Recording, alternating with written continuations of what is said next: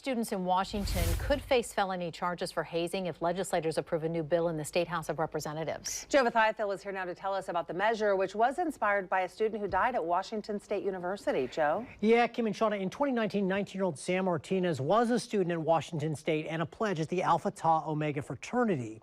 He died after a hazing incident that saw him drink a large amount of rum, which led to alcohol poisoning. Yesterday, his parents testified in favor of House Bill 1002, which would increase the penalties for hazing. 15 people were charged in connection with Sam's death, but most of them received a day of community service, and only the person who gave Sam the alcohol received any actual jail time.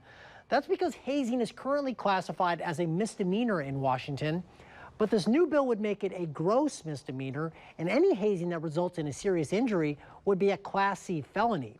Class C felonies carry a max sentence of 5 years in prison compared to misdemeanors, which carry a max sentence of just 90 days. At yesterday's House public hearing, Sam's mother, Jolene Houts, spoke about these students who hazed her late son and the need for stricter penalties. Sam's so-called big brother, the one who gave Sam a half-gallon bottle of rum and told him to drink the family drink, he served just 19 days in jail, 1 day for each year of Sam's life. What is the message we send to those who haze when the consequences for hazing are so laughable? Now, according to a national study by the University of Maine, 55% of college students have experienced some form of hazing, but the study shows that only 5% of those students actually reported the hazing.